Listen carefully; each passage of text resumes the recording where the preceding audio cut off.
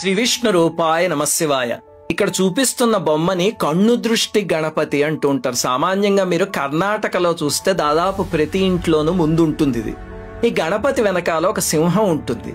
అది చూసి ఎవరైనా ఏమిటండి గణపతి మూషిక వాహనుడు కదా, ఈ సింహం ఏమిటి, అసలు ఈ కన్ను దృష్టి ఏమిటి అని అడుగుతారు కదా. చాలా మంది తప్పు గీశారండి అనుకుంటూ ఉంటారు. కాదు, గణేశ పురాణంలో దీని వెనకాల ఒక కథ ఉంది. రూపానికి ఒక అర్థం ఉంది. ఏమిటంటే గణపతికి మూషికాసురుడికి ఒకసారి భయంకరమైన యుద్ధం జరిగింది.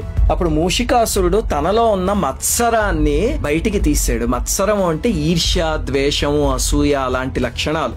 అదే మత్సరాసురుడి రూపంలో గణేశుడి మీద పడింది.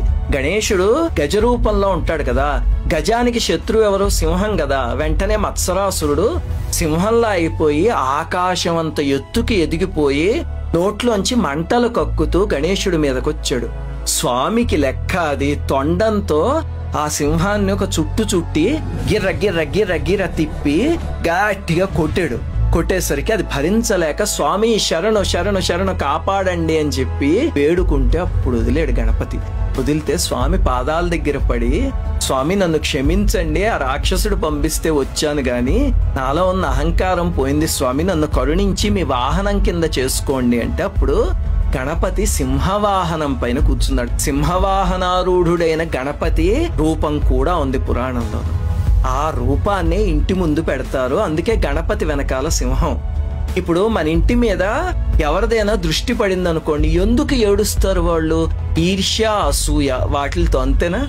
మనం పైకొచ్చాం అనుకోండి, చుట్టుపక్కల ఏడ్చేవాళ్ళు బోళ్ళు మంది ఉంటారు. మన బంధువుల్లో కూడా ఉంటారు. ఎలా కిందకి లాగేద్దామా అని చూసారు ఆ బంధువులు ఉంటారా? అటువంటి మత్సరాన్ని స్వామి తన దగ్గర వాహనం కింద పెట్టుకున్నాడు కదా. ఆయన దగ్గర వాహనంలా పడుంది అది. అందుకని ఇంట్లోకి వచ్చే వాళ్ళ ద్వేషము, వాళ్ళ ఈర్ష్య, అసూయ అవన్నీ కూడా అక్కడికి ఆగిపోవాలి అని ఆ గణేశుణ్ణి బయట పెడతారు. అది పురాణం నుంచి వచ్చిన రూపం ఇది. శ్రీమాత్రే